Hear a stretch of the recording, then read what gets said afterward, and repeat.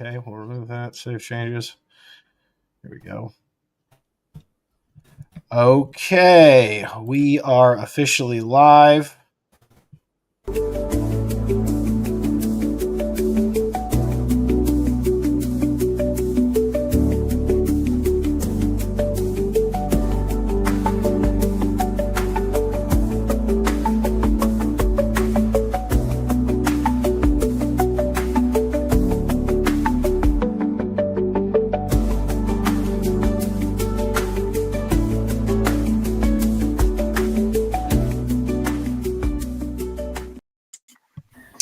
All right, we had a few technical issues, mostly my fault, but we are now live right now with Tim Hazelo, state committee man of the Island County Republican Party, and Tracy Abuhl, the former vice chair of the Island County Republican Party, and it's great to have both of you. I'm getting a little interference on Tim's mic still, so I temporarily muted you, but I'll ask you a question and unmute you in a second. But we'll start with Tracy. So Tracy, you just got served. Your misdemeanor has now been upgraded to a felony charge. Is that correct? Correct. Well, there's 3 charges. Let me grab it here. And I actually haven't received the paperwork from the county, the prosecutor. I guess it's in the mail, but my lawyer was kind enough to send it to me. So, but it has been filed. It's for unauthorized access to a voting center, disorderly conduct, assembly or meeting, and criminal trespass in the first degree. Okay, so let's break each one of those charges down. The first one, read the first one to me again. Unauthorized access to a voting center. Okay, so here's the problem with that charge is that you most certainly were authorized to be there. In fact, you were let in and you even signed in, correct? Correct. Okay, so you signed in, you were allowed in there, you were required to be there due to your position with the Republican Party. You were one of the people that was selected in order to monitor the elections, which is a right that is acknowledged by everyone, that both parties have access to see how the voting is going, and as well as the media. The media also has access. So you signed in, you did everything right. The issue was you weren't wearing a mask, correct? Correct. Okay. When so I went into the observation room. Right. Because I did try to observe from the doorway. Okay. Yeah. So they had a rule that said if you go into the observation room, you have to wear a mask. Outside the doorway, you didn't have to wear a mask. So everything was hunky-dory until you went into the room without a mask. And then the police requested that you leave, correct? Correct. And then you left, correct? Correct. Did you punch anyone on your way out? No. Did you tell them they could take the law and shove it? No, I didn't do anything. I didn't even get a ticket, right? Right. They just told me to leave. So yeah, and then you left. So you were there as a responsible citizen, which you were. You were supposed to be there. I know for a fact you were supposed to be there because the Republican Party had selected you and Tim Hazelo as the people who were supposed to observe. Correct. And you signed in. Nobody said, don't come in here. Don't come in the door, correct? No. Yeah, No, they showed you the paperwork to sign in, which you used to sign in. So that charge of unlawful access to a voting area is ridiculous on its face. So that one is broken. What's the next one? Let's see. Disorderly conduct. Assembly or a meeting. Okay, well, there was no assembly. It was just you in that room, right? You didn't bring a whole bunch of... Well, I mean, the other people that were there were not there with you, right? They were just counting and doing their own thing. Yeah. Okay, and you weren't protesting in there, like stop the count or anything like that. You were just sitting down and observing, correct? Yeah. Well, because it was clear I could not observe all the workers in a hallway, right? When you're looking through a door, and, you know, when you do this, I mean, I'm there for several hours, so I'm not standing in the doorway for several hours. So I tied a chair, and I mean, you get a view of four people unless I'm peeking around the corner, but then that puts me in. So I had no choice but to go in there so I could observe. I Okay. mean, So yeah, there was no unlawful assembly. That just didn't happen. You were observing as you were supposed to, and the problem is you entered the barrier without a mask. Had you had a mask, there would have been no problem at all. correct. Um, and so the issue was the mask. So I think the unlawful assembly is already dead. So what's the third one? Criminal trespass in the first degree. Okay. So criminal trespass in the first degree. I'm actually going to look that one up because I just want to make sure that we. So criminal trespass one. We'll go over that. Okay. Tim, did you get charged with the same thing? Let me focus on this. So criminal trespass in the first degree. A person is guilty of criminal trespass in the first degree if he or she knowingly enters or remains unlawfully in a building. Criminal trespass in the first degree is a gross misdemeanor. So you were allowed to be there. Right. And then when you went and they told you to leave, you did not remain. You left. Okay. So, I mean, this is why I'm so disgusted with Greg Banks. And no matter what people's opinion of you or your political stances, we can't have, I've always said this on either side, we cannot have political persecutions. And Greg Banks clearly is overshooting here. And now it started out with you being charged with a misdemeanor, and it got upgraded to a felony after Greg Banks sent you an email basically threatening if you don't plead guilty, and correct me if I'm wrong, if you do not plead guilty to the misdemeanors which I am charging you with and accept the punishment that I have deemed you worthy of, I will just charge you with a felony. Right.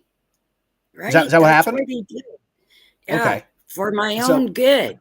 Yeah, that is just insane. All right. So, and again, I'm not getting political here. I mean, I think everybody knows where my politics lie, but just strictly legally speaking, you were allowed to be there. You were supposed to be there. You signed in lawfully. You were in the doorway. Everything was fine until you entered the room where the counting happens without a mask, to which the police asked you to leave, and you did.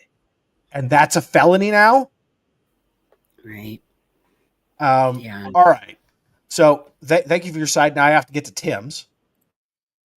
All right, Tim. So what are you being charged with? Let's go over it. Is it exactly the same thing? Well, it's exactly the same thing. I want to retouch a couple of things that you guys talked about. Your internet's kind of broken, or maybe it's mine.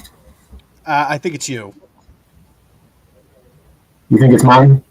Yeah, I think you've got a little bit of a your voice is a little bit loud. But go ahead and say what you were saying. We can hear you just fine. Okay, cool. So the trespassing one, can you read that again? You had that up. Just read that one more time. Criminal trespass in the first degree.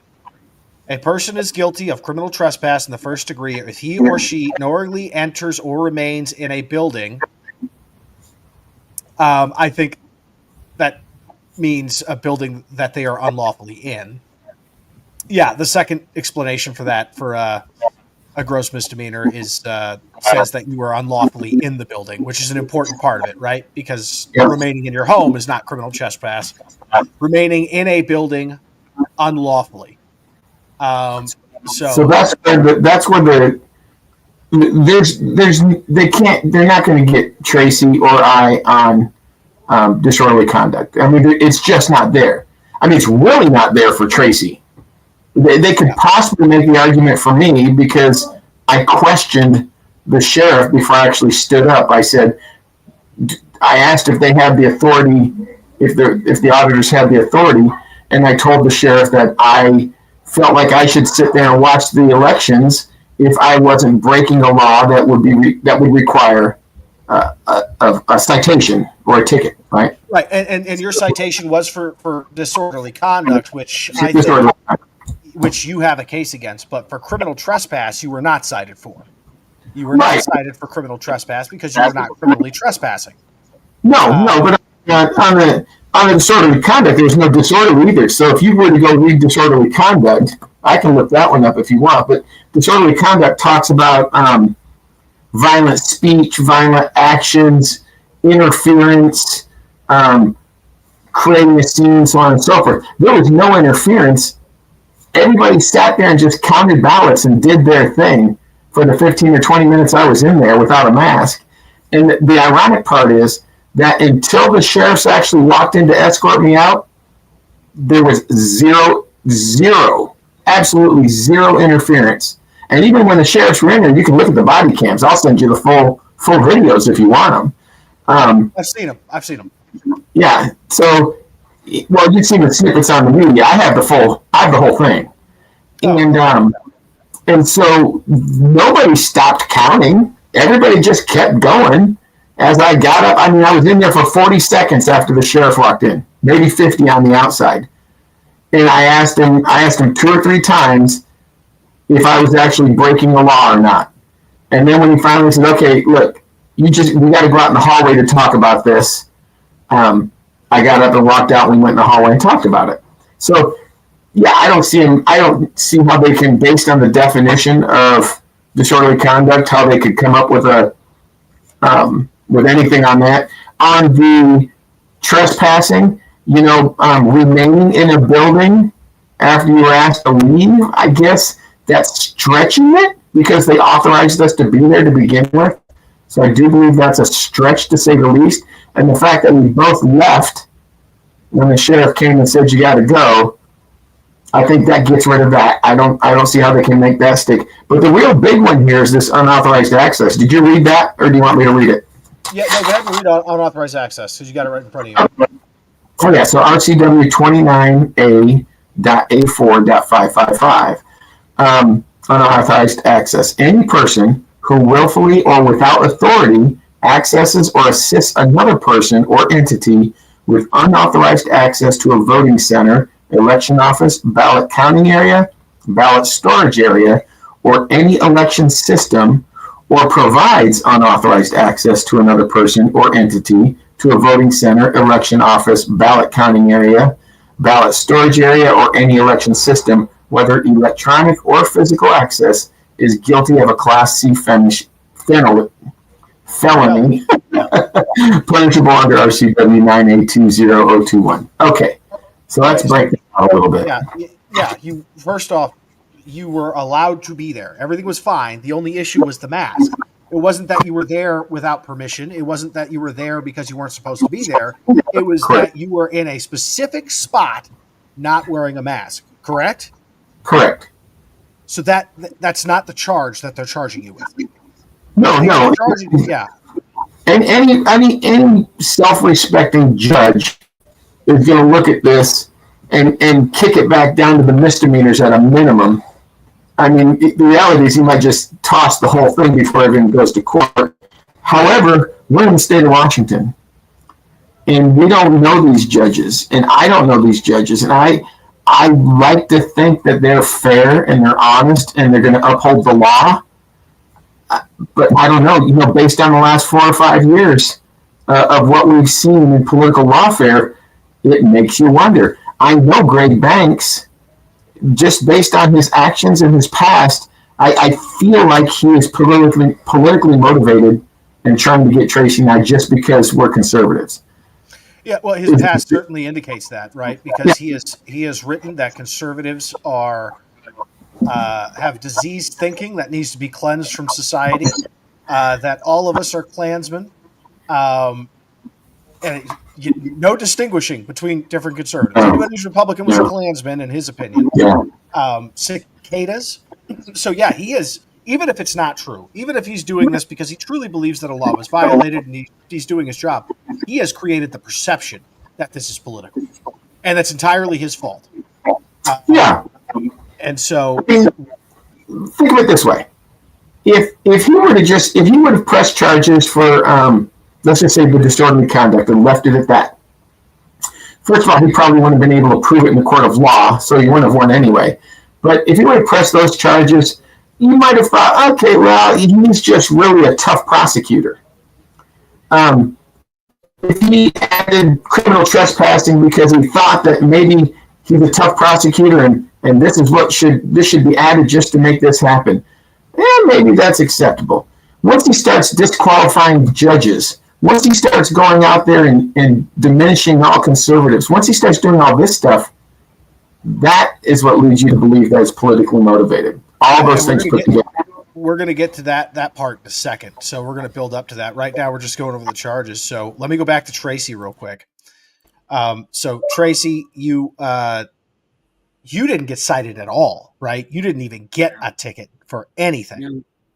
So he just decided to upgrade you from a misdemeanor to a felony because you didn't plead guilty to his misdemeanor, which is not how the law is supposed to work.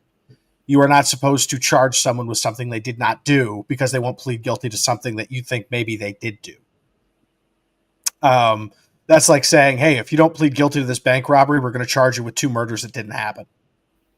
That's an extreme version, but it's just ridiculous. So now Tim Hazelo just hit on something important. So I'm gonna go back to him real quick. So Tim, the judge in the case, the 3 judges of Island County recused themselves. They recused themselves. Okay, 2 judges in Island County recused themselves, which means we had to get outside judges from Whatcom County. So we had an outside judge from Whatcom County who was coming in, and the day of the hearing, the day before, Greg Banks informs everyone, oh yeah, we disqualified that judge. And they don't have to give a reason, but they disqualified the judge, which in criminal cases almost never happens. And usually it happens because the judge either knows somebody involved in the case or the judge has done something wrong. Well, the judge hadn't even heard a thing, right? So he disqualified a judge the day before, pushing things back. So when is your court case? Well, actually, we received a new judge on Friday out of Snohomish County. So this is how this works. So Island County has an agreement with surrounding counties to where we can stand in their cases. Our judges can, and their judges can stand in our cases. So if our judges can't do it for some reason, then the court manager, Megan, has to go out and find a judge from another county, a surrounding county, that can sit in on the case. And when they zoom in, it's still a case that's presided in Island County and debated in Island County, but it's a judge from another county that's doing it. So first judge was a Snohomish County judge, Judge Jones. Seemed like a pretty fair guy. I don't know the guy from Adams, so I don't know why Banks would disqualify him. It's not like there's definitely no interaction between Jones and I. So this goes back to the political motivation. Maybe he didn't think Jones was left enough to take the case to the next level, right? I don't know, because he doesn't have to tell us, which I think is crap. There's a couple of reasons he could have done it that I can think of. One, he's fishing for a judge. He's fishing for a judge that he likes. Or 2, he's just trying to make it cost you more money by making you come back an extra day, which is entirely possible. So I'm going to go to some of the questions that we have real quick from the audience because I want to include them. Let's see here. Oh, here's a good question from Wayne Martin. I wonder how many masked people had their nose out and above the mask. Well, Wayne, I'm glad you brought that up because we're charging everybody who didn't wear masks, right? Because we're being extremely fair. Even if it's wrong, we're being fair in charging people who did not have masks. So let me remove that for a second. That's the wrong thing. Here we go. Look at this guy. Look at this guy. All right. This is a guy who was counting ballots. And again, he didn't do anything wrong. But he was counting ballots. And sure enough, he doesn't have a mask on. There's no mask anywhere near him. And here's the problem. When the auditor let Como News see this, Como News goes in to investigate the horrible unmasked bandits. And they walk in, and the first thing they see is this guy with no mask. And then the auditor's office tells a lie, and it is a lie. It's just a straight up lie. You guys can disagree with me. You'll be wrong. They lied and said, oh, well, he was drinking something and the mask was close by. Okay, we all went through COVID, right? What did we do when we took a drink? We would take the mask down, or we'd take it off an ear and it would be dangling on the other ear. We'd take our drink and slap it back on. I mean, at least I did. I mean, I know you guys probably didn't wear masks as often as I did because I had to get through the day. But yeah, no, there's no mask. There's no mask anywhere near him. There's also no drink anywhere near him. Now, someone said that there was a drink behind him, and it is somebody that I trust. So maybe there was a drink behind him, and I don't understand why it would be behind him if he's having it right now, right? I mean, so clearly he wasn't wearing a mask. So it's fine for him not to wear one, but you two criminals, you two psychopaths went in there without a mask, and now you're facing felony charges. This guy's not facing anything because I guess it really wasn't about the mask. The problem was you were Republicans and not wearing a mask. Go ahead, Tracy. That's what it looks like. Yeah, first of all, am I unmuted? Oh, yeah, you guys are good. Okay. First of all, I want to, I don't want to get on this guy because, oh my gosh, it was so sad to watch our workers work, breathing, trying to breathe. So, but it really was, right? I mean, oh my gosh. They tried to do this during the statewide recount. And I remember having to watch them, right? These aren't volunteers. I know Greg Banks says they're volunteers, but these are paid employees. They don't get paid enough, mind you, okay? Island County kind of tricked their election workers, and they don't get the regular pay that regular people get because they're temporary or whatever. So, this guy's just trying to make a paycheck. But it was brilliant. And last time we did the interview, I didn't see Como 4 go in there. And that, that's quite, I just felt really betrayed, because I've sat with these election officials for years, right? And to have them do that. And they knew when I did what I did, because I did it before, and they revoked it because they didn't have the paperwork. So they knew that I would never tolerate this, and they did it again. Yeah. Right? Well, yeah. And what one issue that's coming up is whether or not a low-level politician can make that determination. But exactly. let's even pretend for a minute, just for the sake of argument, that she does have the authority. A judge finds that, yes, she can put a mask mandate in her office. You still didn't commit a crime, okay? You were there, and then you were asked to leave, and then you left. Correct. It's not a crime. Yeah. So let's go to I want to touch another on that a little bit too with what Sure. Tracy said. That fellow there didn't have a mask on during that period of time, and in the 10 to 15 minutes that I was sitting in there was plenty of people that had their mask down around their nose. Actually, there was one lady who seemed like she might have been like the supervisor, and she was standing up towards, I would have to say it was the south side of the room, and she was standing up and she was trying to explain to a couple other ladies how to do what they were doing. And obviously you can't communicate well with the mask on. So she had the mask down while she was trying to explain to these ladies what they need to be doing. And then the ladies were sitting there looking like a bullfrog, and they'd try to answer, then they'd have to pull their mask out to answer her and then put it back on. And I mean, come on, guys. I mean, let's just have a little bit of common sense. Yeah. You And it would be one thing, right, if this was a mandate by the governor because the nation was going through a pandemic, then it might be some legal gray water for you guys. But I get it. I know what you guys definitely I understand what you believe, but it wasn't that. There is no governor mandate. Nobody else in Island County did this. There was no healthcare advisory to say we need to do this. So this is very much a low-level politician playing dictator, and then not really enforcing it on everybody else, as you just mentioned, and as we just proved. Well, it was and loosely I'm not. enforced. It was loosely enforced. Well, they're making Right. a hard point with you, right? With 2 felonies. Yeah, they are. They are. They are. So that's not loosely enforced. It was Right. just enforced on you. It's not. It was loosely enforced on everybody else. So here's what the real crux is, though, Richard, and Tracy and I have had this conversation already. Is it's not necessarily the mask. The mask isn't. Yes, the mask is a problem, and the mask is what got us to where we are. The real problem we have here is, what can a politician at that level, what authority does that politician have to create a rule like this, or create any other rule?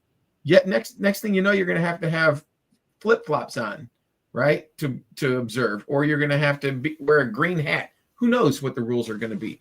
But the real question is, and this is what the Silent Majority Foundation has taken on, is, does that person have the authority to make this rule? And I'm telling you right now, they don't. There's not one thing that I can find in state or federal law or legislation or RCWs that gives her the actual authority to make that mandate. Then Banks stepped in it, nice and deep, and he said that the oh gosh, what is that committee there, Tracy? The canvassing board. Yeah. So he stepped in it real deep, because he was there to defend Sheila at our emergency hearing, and he says, "Oh no, well, the canvassing board put words in the rules giving her the authority to do something like this." So then now the question is, well, what authority does the canvassing board have? They don't have the authority to do it either.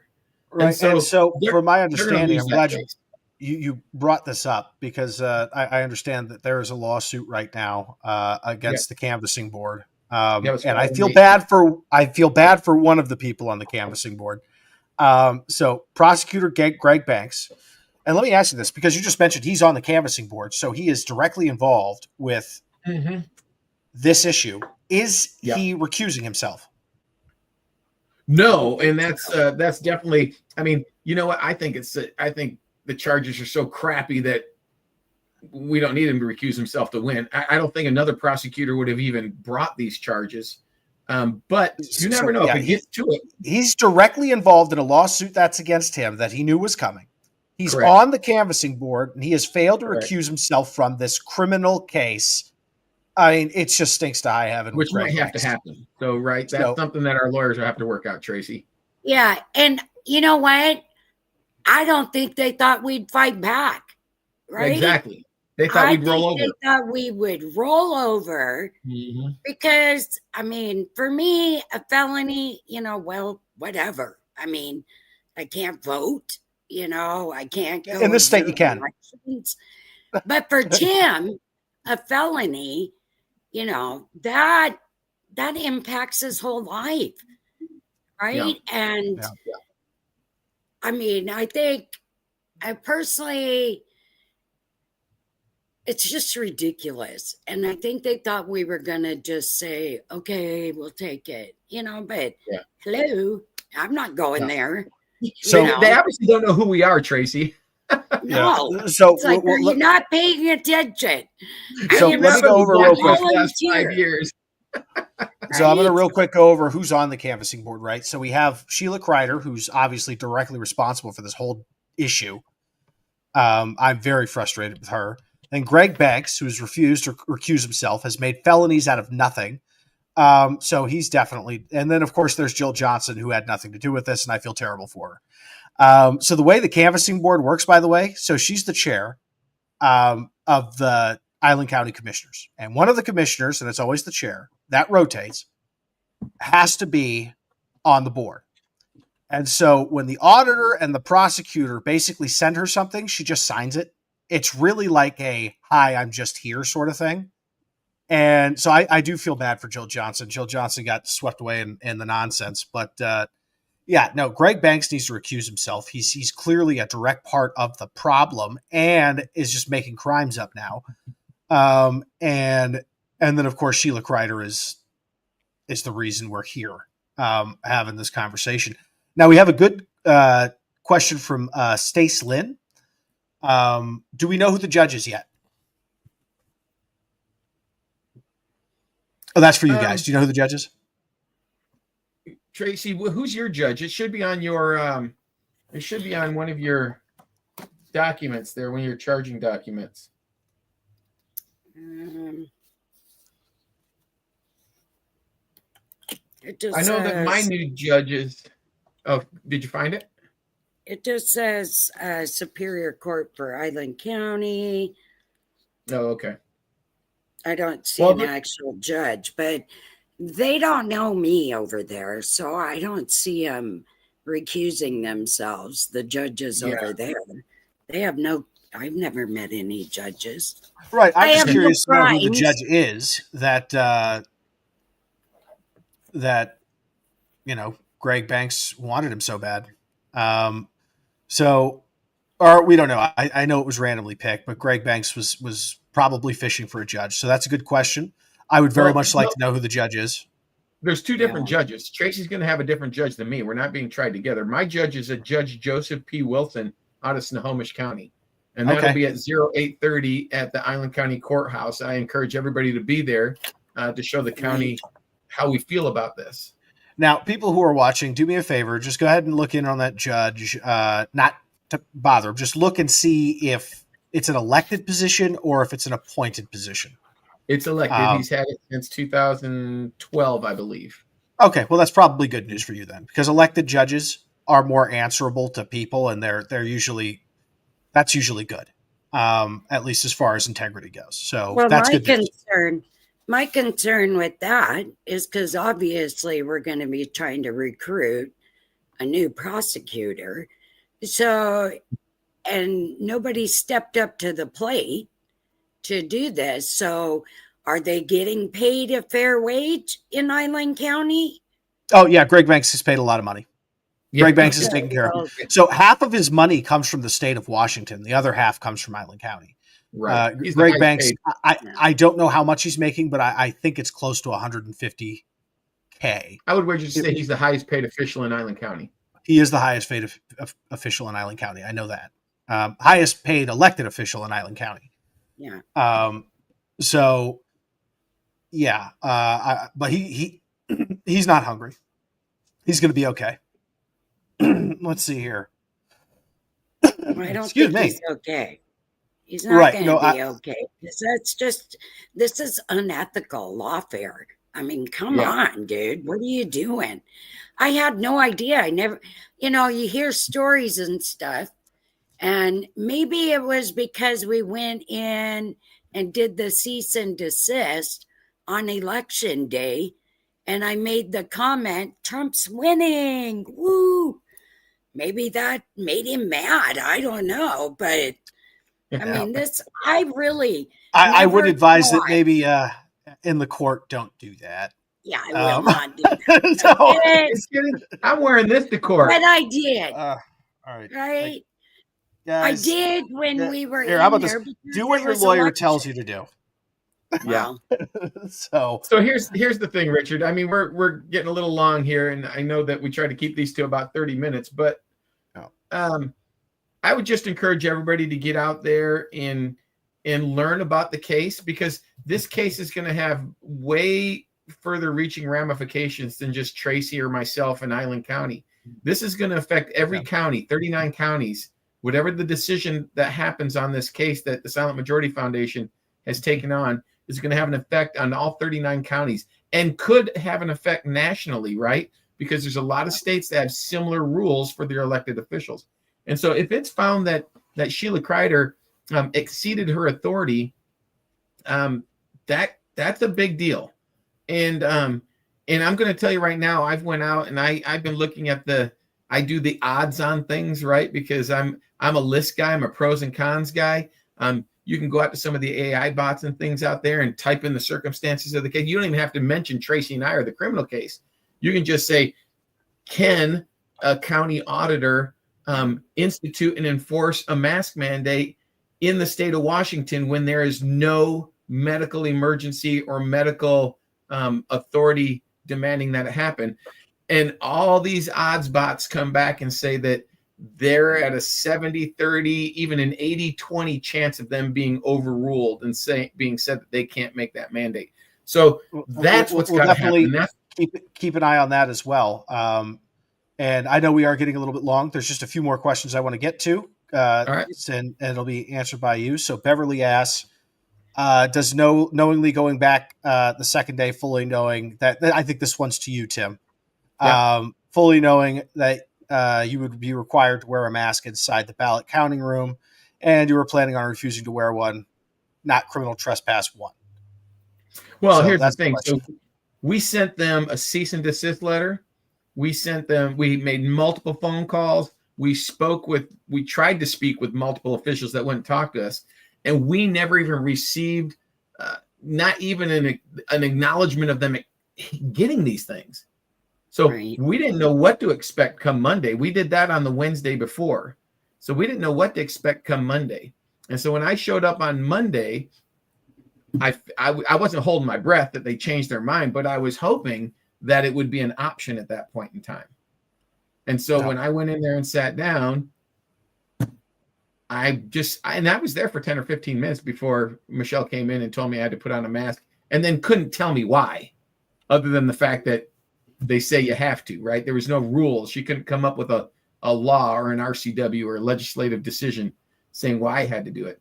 So no, that's not a trespass. A trespass is when you sneak in somewhere, you pry yourself in somewhere, and you hang out and you do nefarious things. That's trespassing. I agree. I do. Now, of course, that's going to be up to a judge and jury, but I truly don't see it. And if I did, I'd be honest about it. I'd be like, hey, Tim, you should probably go ahead and take that deal. But okay, I'm not sneaking in anywhere. Exactly. I mean, that's ridiculous. Well, no, and Tracy, your case is your case is absurd on its face. I mean, like that, it's just ridiculous. But I did go back, and I did notice in the police report they told me not to come back. I did not hear that, right? No, I didn't see that for the day. Yeah, and so the next day we served the cease and desist, and on the 31st I went back there to see if I could observe the elections mask free. Mind you, they revoked it last time during the statewide recount. So my thought process is, okay, you got the cease and desist. We're not going away. Just get rid of it. The health department didn't even tell you. Just to clear up what you just said, because I think people will jump on that like, aha. It said don't come back, but that generally means don't come back that day. Did you go back that day? I mean, that day. So it was not. I did not go back that day. It was not an eternal ban. Yeah, and I went back for the cease and desist, and I went back for the mask thing. Once I found out, I brought somebody there to videotape. Once I found out that they weren't going to let me do it, I left.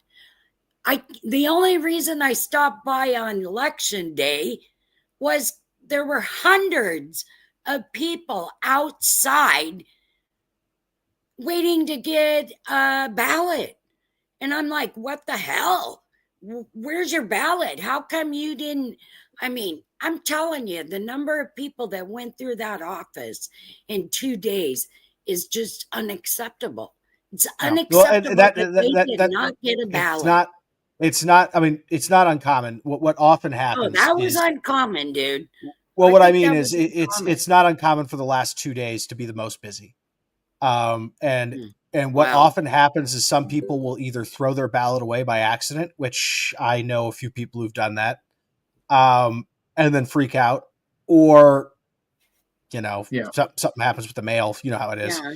Well, this happened statewide. It wasn't just our county, right? Well, a lot of people vote day of, and I used to be one of those people until I found out it was just easier and better if you just vote early. I think that's half the problem. Is easier. I think that's half the problem because the mail-in vote. I'm going to tell you right now, we're never going to win statewide election under a mail-in voting system. Never. I don't necessarily believe that. I would with a Republican, not a. I'm going to call myself a Republican, but do Democrat stuff. Well, we aren't like going our to win last that. Secretary of State. I mean, if you're looking for a really right-wing Republican on a statewide race, good luck. Yeah, I mean, it's not happening no matter how the thing is. We just don't have the numbers. I mean, and we've got too many people moving to Idaho and Florida. Yeah. But you know what? Well, I'm a volunteer, and that's what we do. We go in there. We try to make it. I mean, the whole point of me going in and observing is to protect our election workers as well, right? Mm-hmm. But I'm telling you, this mail-in thing, we're never going to win. Yeah. It's reality check. I don't care, And I mean, it's like people say, oh, you're going against a Republican. You know what? If you aren't doing the right thing, I have to say something. Well, no, and I agree with you, and I will say that the person who created this, just in case people think we're picking on Democrats, not at all. Sheila Kreider is a Republican. Sheila Kreider is definitely someone who's created this problem. Greg Banks, he used to be a Democrat, but now he's an independent. Whatever. Well, I mean, officially. He had to say that. He had to say that just because he got in so much trouble. But it was really sad today to watch that march that they had in Coopville. They're all against our president. I miss? Oh, they had a march in Coopville against Trump? Yeah. Well, that's protesting. Okay. I mean, flag upside down and just disgusting. Yeah, but you know what? Trump could cure cancer. Trump could do the greatest things that everybody in the world ever wanted him to do, and the left would still hate him. Just hate it just because it was Trump that did it. Well, that's part of the shit for you. One thing that I've noticed is it does not matter what there was a few things, and I'm going to surprise everyone. There was a couple of things that Biden did that I approved of.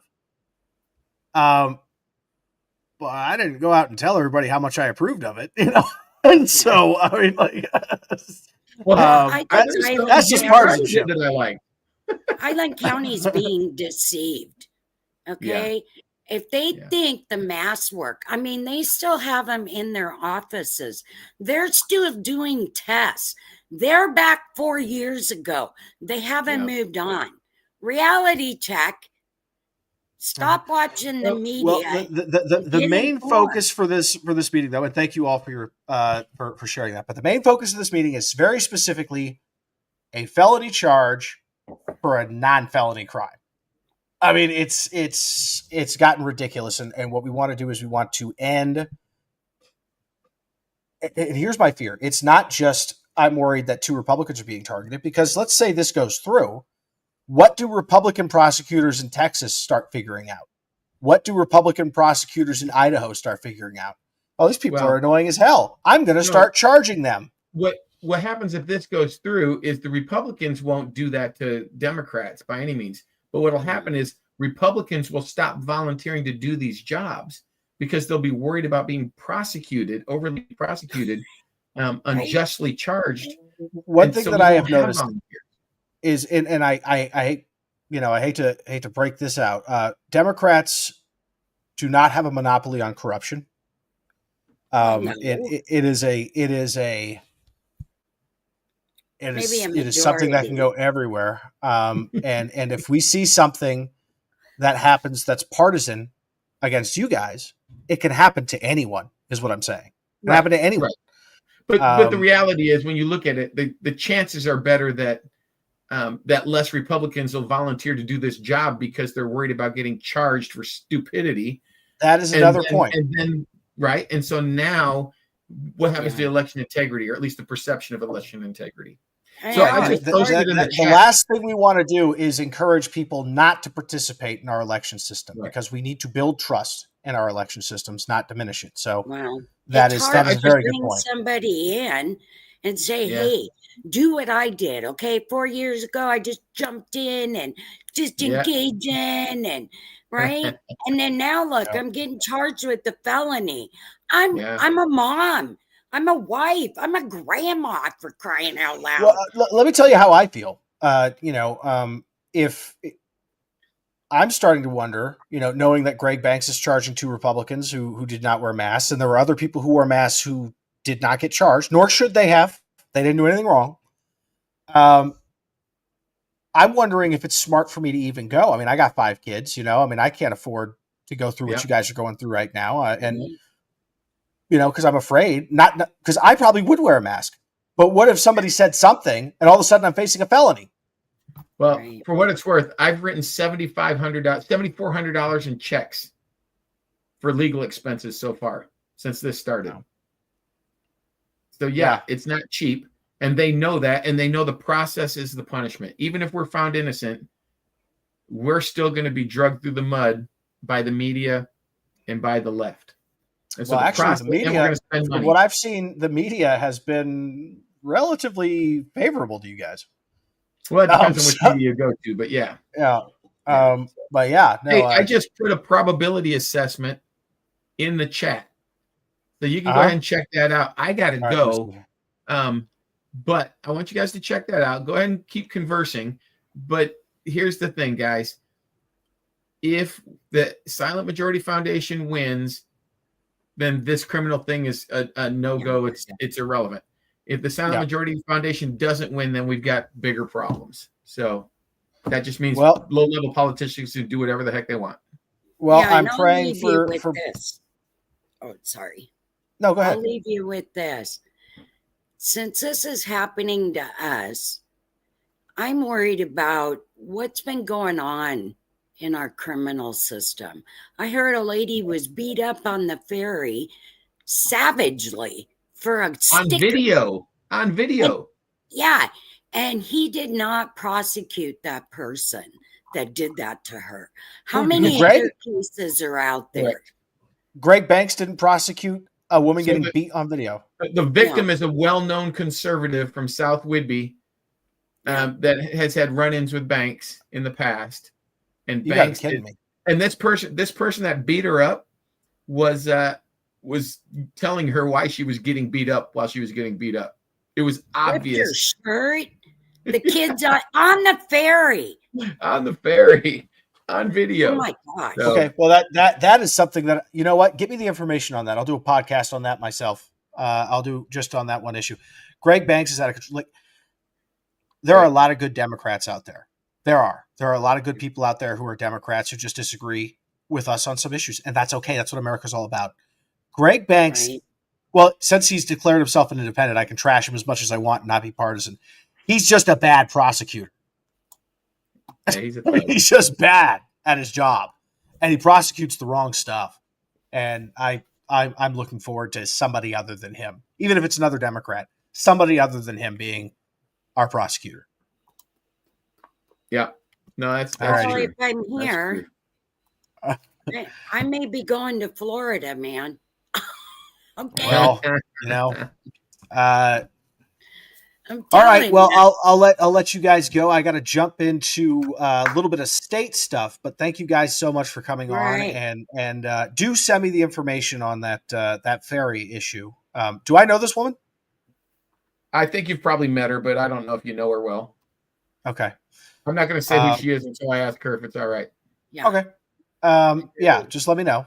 And but I had to bring it up because I can't even believe it. So, therefore that leads me to believe a lot of people are out there that aren't getting justice, right? Because if it's me and Tim and this other girl, I kind of wonder what else is going on.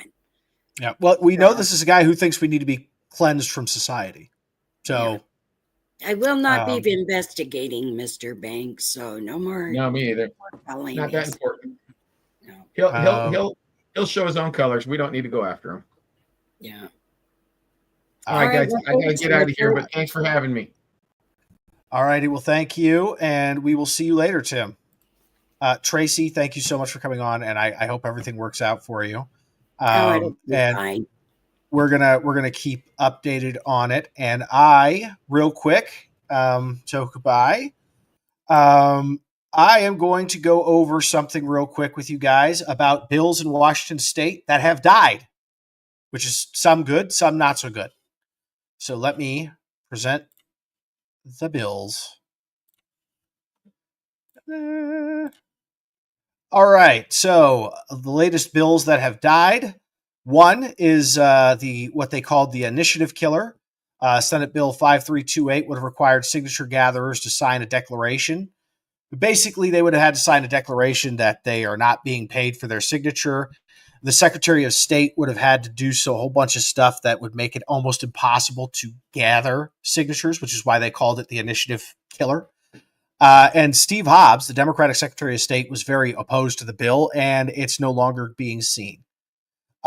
Free school meals has died. It was largely supported by Bob Ferguson, and that's not something that I would be actively opposed to. But the problem was it would cost about 120 million in a fiscal year when we are just cutting right now because we're 12 billion in debt. So that one is not going to be seen this year. Independent prosecutor. There was a goal from Democrats in Olympia, and it wasn't just Democrats, I don't think, but maybe it was for an independent prosecutor to handle cases where police have used deadly force. That's not going anywhere this year. Unemployment benefits for immigrants, that died. Victims of Crime Act funding, and this was basically to help make sure that people had extra money to take care of issues dealing with therapy, shelter, forensic exams. Now, these are stuff that we already do, but this would have helped them with any funds that they may have had to incur. That has died. Now, some of these things died just because they couldn't get it out of committee in time. So we may see it again. We just won't see it this year. Chronic absenteeism for those bad boys and girls in school who aren't showing up on time. There was a bill aimed to identify the warning signs of people who are chronically absent and get them to engage in school. This was a bipartisan measure. And, you know, because there's a lot of studies that show kids who are chronic at truancy don't do well in life. And so we're trying to get ahead of that. So that's actually a good bill, but it couldn't get out of committee yet. They're still working on it. So we won't see that this year. Managing textile waste. That one's dead. That was from the Department of Ecology. We'll probably see that one next year. Public defender and prosecutor loan repayment. And this would be to repay people. We don't have enough public defenders and prosecutors. And this would have been a payment program to attract more of those lawyers into the program. And Kit Holmes is done. Ballot box tampering, which I think we can all agree on, didn't get out of committee. And then finally, the civic engagement in prisons, which I think is good. Trying to get people to,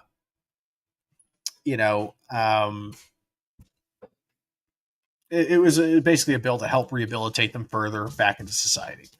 So those bills, they ain't going to make it. So those ones are gone. And that is all I have for you guys right now. I wanted to focus more on those bills, but we went a little long with Tim and Tracy. But thank you all so much. And I will hopefully be doing this again soon.